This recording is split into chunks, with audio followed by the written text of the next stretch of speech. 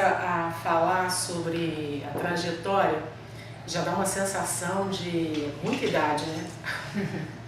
Lembrando Rubem Alves, assim, o tempo que eu não tenho mais. Sim. 77 eu me formei, então é muito tempo atrás.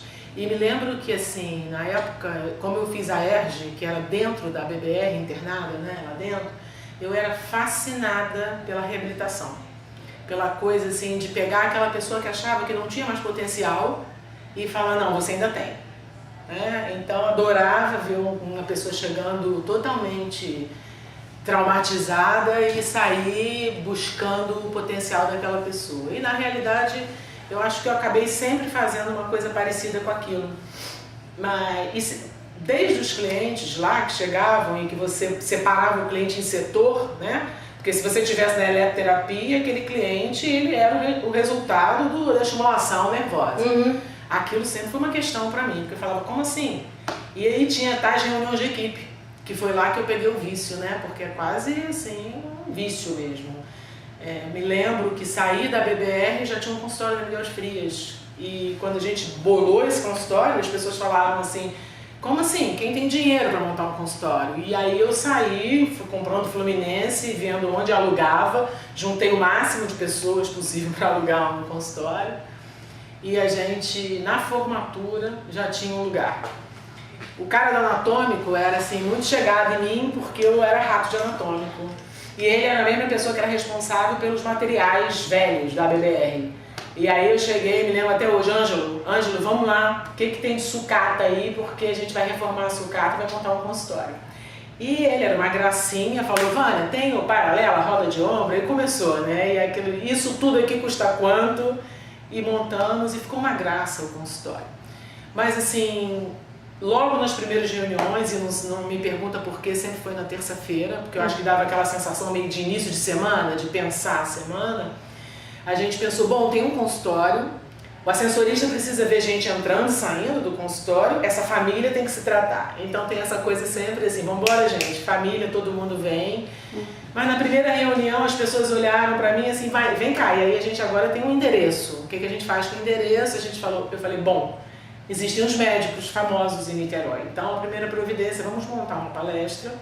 E aí a gente fez uma mesa redonda no São Vicente de Paulo. Isso já mostrava que você tem essa veia de passar, né? De pegar o conhecimento e ele expandir como água, né? Quando você continuar, porque isso eu acho que é uma característica assim, brilhante em você, que não é todo mundo que tem essa generosidade de passar o conhecimento. Então isso é uma coisa que você eu acho que você isso eu sempre quis. Eu sempre, primeiro assim, eu nunca tive vontade de trabalhar sozinha, de jeito nenhum, porque essa coisa múltipla, essa coisa de que um tem um olhar, o outro tem um outro olhar, isso pra mim é o que me fascina no trabalho. Então é como se sempre houvesse, para além do terapêutico com o cliente, sempre houvesse a relação terapêutica entre os profissionais. E isso me encantava tanto mais, entendeu? Então eu acho que eu sempre fui um pouco educadora e sempre fui um pouco terapeuta, assim, né? E logo no início, no meu primeiro ano, eu não era casada ainda, tenho mais de 40 de casada, eu fui conhecer o pessoal do CEAME no Rio, que é um pessoal que trabalhava com grávida na época, mas principalmente com o trabalho de psicodrama e o trabalho da formação do conhecimento através dos grupos, com o que estava emergindo ali no momento. E aí quando eu caí lá em Laranjeiras, no CEAME, eu falei, caraca, é isso, esse é o meu trabalho, é isso que eu quero, aquela coisa que traz um espontâneo, mas que você constrói junto, operativamente, com aquilo que está emergindo no momento. Então, desde lá do CEAME, que também foi lá nos idos de 70, eu falei, é isso que eu quero. Fiquei uns 3 anos lá em formação com o pessoal, que aí era Marta Zanetti, Vitória Pamplona, um pessoal que era assim, impressionante, a cabeça aberta, né? A forma com que aquela coisa, que do nada, a pessoa, como é que vocês estão? e já começava a surgir tudo, né? Agora fala pra gente, Vânia, porque é uma coisa que eu acho muito interessante, porque eu sei que você e mais um pequeno grupo foram precursores nessa coisa de considerar o corpo, consciência corporal, uma coisa bem de ponta, assim, você e mais algumas. Fala um pouquinho disso pra gente. Eu acho muito interessante a história que você conta de como você foi convidar as pessoas de antiginástica para vir no Brasil. Esse lance é muito legal. Então, deixa eu voltar um segundo nessa palestra, né? Que aí a gente convida Paulo César Schott, Sérgio Viana, assim, quem estava, né, na crista da onda na época, para vir falar sobre coluna, sobre mão, sobre essas coisas, assim, meio partidinhas. E eles começaram a indicar o cliente. E assim que o cliente começou a entrar, né, o cliente, eu na reunião falava, gente, mas a dor anda. Como assim? Não adianta querer recuperar um pulso sem olhar para o pescoço, e esse pescoço tem uma cabeça em cima, e essa pessoa está sempre reclamando do marido, essa pessoa, como assim? Não pode ser separado. Então a gente tentava ali, naquela época, a sua impressão, juntar aquele cliente do lado de fora ainda, né? Até que eu recebo uma cliente que está com cervicalgia, porque ela era tradutora, e ficava o dia inteiro, ninguém ainda digitava, ficava escrevendo. E eu, curiosa, pergunto escrevendo sobre o que? Eu sou tradutora de francês e agora é uma pessoa aí, você não deve ter nunca ouvido falar, porque ela não é famosa, mas ela me mandou uns escritos, porque eu sou amiga dela. E o nome da mulher quem era? Thérèse Bertherat. Aí ela falou assim, engraçado, porque você fala umas coisas que ela fala. Eu falei, como assim? Aí ela trouxe em francês e começava a ler pra mim, e aí as lágrimas corriam, né? Porque eu comecei a sair pelo consultório, vem cá a mulher já fala isso, vem ver as preliminares que ela faz. Imagina, a primeira vez que faz, passa a bolinha no pé. Enlouqueci, passar a bolinha no pé. Eu falei, essa mulher fala o que eu falo. E aí eu comecei com ela, assim, pelo amor de Deus, liga pra ela, fala com ela. Não sabia, como ainda não sei falar nada. E aí ela falou, não, vou trazer. Mas a Thérèse já era uma coisa assim mais consagrada lá. Ela falou, Vânia, não topou. E eu quero sempre meio pra ontem, né? Aí eu falei assim, mas vem cá, ela trabalha sozinha? Não, claro que ela não trabalha, ela tem 2 assistentes que na verdade são as pessoas que trabalham pra ela. Eu falei, camarada, esses caras devem querer conhecer o Brasil, liga pros caras e chama, convida. Eram 2, né? Felipe e Anne-Marie, que eram realmente as pessoas que trabalhavam o dia inteiro lá e tiravam férias em julho, 15 dias de férias em julho. Ela falou, olha, toparam. Eu falei, não acredito, manda vir. E aí, levo pra reunião, gente, os franceses. Aí ele olha pra minha cara e fala assim, como assim? Aonde? Como? Quanto? Avião, Vânia. Quem paga o avião? Eu falei, minha filha, vão vir. Aí, aquelas coisas, né? Que a gente sabe como é que é. Universo conspira. O universo conspira a favor, vai, ninguém lhe sabe. A primeira turma, isso devia ser assim, final de maio, eles vieram em julho, tinham 40 pessoas.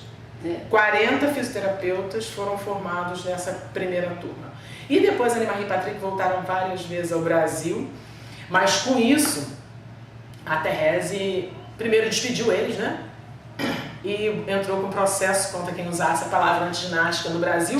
Nessa época, a única pessoa que era amiga dela também, que era famosa aqui, fazia corpo-análise, que era um trabalho na URCA, feito pela Gerry Maretsky, que é uma mulher que fez livro depois, né, ficou famosona também.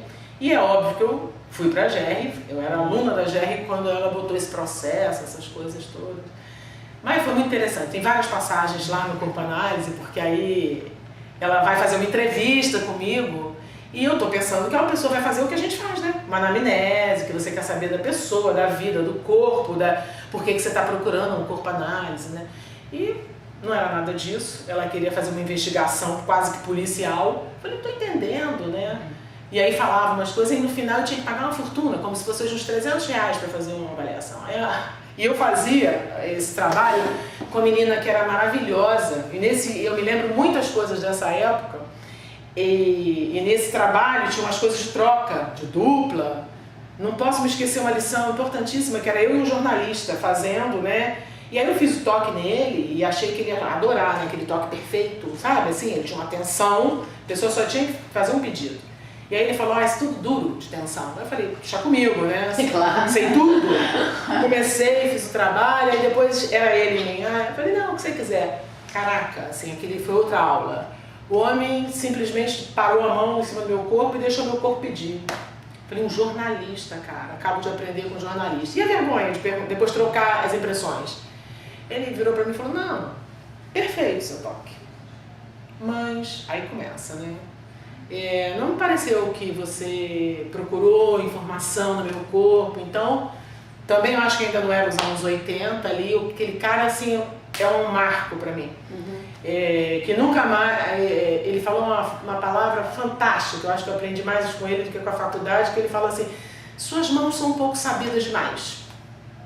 Nunca mais vou esquecer isso, né? Daquele dia em diante minhas mãos emburreceram totalmente, e aí eu comecei a aprender com o corpo das pessoas, essa coisa meio de esculpir, mas a partir de sentir a textura, a partir de sentir a temperatura, e aí muda tudo, né? Mas você também não foca só no corpo, né? Você trabalha bem mais do que isso, né? Mas aí eu acho que foi assim, nessa trajetória, você pode imaginar com essa coisa minha de buscar e de querer, está sempre faltando alguma coisa, foi vindo todo tipo de coisa, né? No caminho, assim. Vamos tentar ver se eu consigo, porque eu acho que a coisa que melhor define minha trajetória é a coxa. De retalho, assim, totalmente, muito colorida. Um patchwork. Total. Mas assim, vocês acompanharam quantas vezes eu fico assim, gente, o que eu faço? Qual o nome desse trabalho?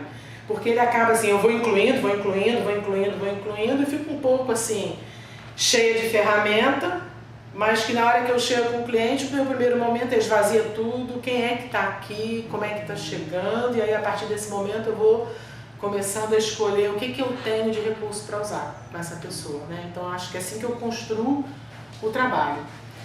Mas você não acha que tem uma veia interessante, que tem tudo a ver com isso que você falou, mas voltando para a equipe, essa questão de você gostar muito de trabalhar em equipe, e falar um pouquinho pra gente, porque eu sinto que você também faz isso com a equipe. Você também puxa da equipe, do outro terapeuta, o que ele tem de mais, vamos dizer, escondido, precioso da essência, e que ele pode passar isso para o cliente. Então, da sua trajetória, se você puder também colocar um pouquinho disso, porque eu acho que isso é importante, né, para formar a equipe, para a gente estar aqui hoje. Hoje, por exemplo, vocês estão gazeteando uma aula de astrologia, né? Eu posso falar para estar aqui conversando comigo. Então, a Júlia ainda não era nascida, né? Não é novinha mais, eu já fazia curso de astrologia. E foi num desses cursos de astrologia que eu descobri o meu meio do céu, né? Eu tenho um meio do céu em Gêmeos, e isso fala da coisa da sede de passar conhecimento. E ao mesmo tempo, tem Escorpião lá. Então, a facilidade de enxergar o que está escondido no outro, muitas vezes antes do outro saber. Então tem muita coisa que para mim é muito fácil ver, que às vezes a pessoa ainda não viu, né? E ser tradutor disso faz parte do meu propósito, da minha missão. Então acho que, eu não sei se... Eu estou tentando evitar a linguagem da astrologia, mas assim, quando eu comecei a entender de forma transpessoal a minha energia de chegada aqui, sabe, do que eu vim fazer nessa história, ficou claro que qualquer coisa de crescimento espiritual meu se daria, né, eu sou taurina, se daria dentro do meu trabalho e fazendo o que eu faço nessa costura em equipe, né, e ajudando o outro a escavar, né, as coisas assim, tirar o precioso de dentro. O outro caiu como uma luva, né? Eu acho que exatamente. Eu estava pensando justamente nisso, que na verdade ela veio na trajetória toda para chegar no de hoje, né? Nada foi sem a linha da conexão. Eu fico pensando assim, quando a Sandra Celano, né, quando ela me perguntou assim, mas o que você acha que você realmente tem de missão de vida, né? Aí eu fiquei pensando, ajudar nas travessias. Foi a primeira frase que veio assim, espontânea. E então, afinal, ajudar nas travessias não tem nada que me pareça mais do que o que eu fiz a vida inteira com gestante também, né? Porque em paralelo a coisa da gravidez, daquele mistério, virar um nascimento, aquilo pra mim não tem mágica mais bonita do que aquela história, né? E poder ajudar aquilo, poder ajudar aquele ser que está chegando, poder ajudar aquela mulher a receber, é inacreditável. E não tem nada mais coaching na vida. Exatamente, é isso que eu estava pensando. Na verdade, você só está no coaching, nascer o nascer maior do outro. Seria assim? Muitos anos de renascimento também, em mim, né? Assim, fazendo terapeuticamente, que eu acho que isso é uma outra coisa que é muito importante, assim, a vida inteira eu me tratei. Então, acho que isso é uma coisa que ajuda muito a você compreender a outra pessoa. Os processos. E na época do Renascimento eu vi a importância de todas as relações em relação à nossa chegada, à nossa primeira impressão, né? Então, quantas marcas ficam ali naquela primeira impressão? E ajudar isso também fazia muita parte. Assim, eu penso que hoje as pessoas que eu mais ajudei, né, a chegar é a galera que está com os 20 anos por aí, e sempre que eu posso ouvir alguma coisa de como é que é essa pessoa, né, aquela criança, é muito fascinante, dá uma sensação de ter, de alguma forma, assim, um grãozinho, eu colaborei, sabe, de não amassar tanto aquela alma, porque essa é a sensação, a gente leva assim anos desamassando a alma. Então tem aí um grupo de umas 1000 pessoas que eu ajudei a não estraçalhar tanta alma na chegada. Então eu acho assim que então é um trabalho um pouco mais fácil, né, daquela criatura entender o que está fazendo nesse filme. Bom, então, na verdade, você está numa continuidade, porque o coaching é você desamassar a alma, só que já grande. Exatamente. Tirar ela para fora e dar uma passada. Quando eu estou hoje em dia no processo do coaching, eu acho que a vida inteira foi o que eu fiz. Hoje em dia, né, uns autores pegaram e deram uma moldura, um enquadre, uma cara nova, história, né? Separaram do que é terapia, o que não é, o que é consultoria, o que não é, e na verdade, como algumas outras técnicas que eu tenho, assim, eu fico meio apertada, assim, parece que é um número menor do que meu corpo, sabe? Assim, eu faço coaching, eu fico meio nervosa de falar que eu faço coaching, assim como eu fico nervosa, você fala, você é RPGista, eu tenho que me lembrar que sou. Sou, claro que eu sou RPGista, mas eu acho que você é também. Isso. Talvez você é isso e mais também. Eu acho que a coisa mais confortável eu fico em terapia corporal. Sabendo que eu entendo o corpo como essa coisa mais ampliada, né? Então, eu não entendo o corpo só físico, eu entendo esse sentido ampliado de corpo, que é um corpo, mente e emoção, que é uma história assim. E aí é isso, eu acho que você falou, fica tão claro no trabalho de grupo, de consciência corporal, que eu dou esse nome, né, de consciência corporal. A consciência corporal acho também é confortável para mim. Você acabou de falar. Fica muito confortável consciência corporal, porque desde o grupo integrado, né, porque se eu for resumir assim a linha da vida, eu saio da faculdade e fico 14 anos no grupo integrado. Foi fantástico, foi assim, antes ginástica chegou, expandiu e podia tudo, era uma época que tudo era muito bem-vindo, assim, né, nessa abertura toda, momento anos 80, então fila de espera, cadernos de fila de espera, 15 grupos, então era uma coisa fantástica, as pessoas quererem se entregar daquela forma, assim, as experiências, né, corporais. Então foi muito legal. E numa época que tinha biodança, bioenergética, assim, na toda. Então a gente podia ir nessas fronteiras todas, né, trabalhar, chegar do lado da sexualidade, chegar ali na respiração, chegar em qualquer lugar. Era muito bom aquilo, tudo. Mas aí a coisa do nascimento começou a me chamar com muita força e eu não posso deixar de falar que tem uma linha que segue o tempo todo em paralelo, que é o serviço público. Que foi pra mim assim uma coisa fantástica o tempo inteiro, porque as pessoas têm eu acho que é uma crença negativa em relação ao servidor público. Serviço público é aquela coisa, né, careta, chata, né? Nunca foi pra mim, nunca foi. Eu a vida inteira, eu fiquei 33 anos no serviço público. Quando eu cheguei, o meu primeiro dia de serviço público, o nego já me mandou, eu já cheguei perguntando como é que era o horário, o nego me mandou falar e era direto diretor. Sabe assim, pegadinha que o nego faz na hora que chega assim, vamos pegar a novata ali que está se achando, né? Porque também tem esse pessoal no serviço público, vou mandar ela falar direto com o diretor. E já foi uma piada a minha chegada. Do tipo, eu queria só saber se você tem day off. Foi a minha primeira pergunta antes de ter a carteira assinada. Aí o cara falou assim, mas quem é a senhora?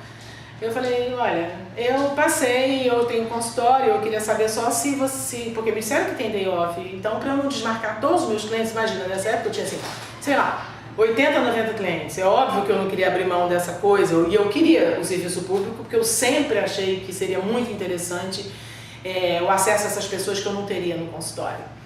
Mas aí o cara já começa a tripudiar e aí diz que eu tinha muito que aprender, que eu tinha aquelas coisas ridículas, um homem, e me joga o meu contra-cheque, o contra-cheque dele, que era o último nível, não sei o que, com aquelas perninhas, um homem que tinha 1,5 m, umas perninhas pra cima. Aí eu olho aquilo e falo, não acredito que eu vou ter que trabalhar 30 anos para ganhar isso.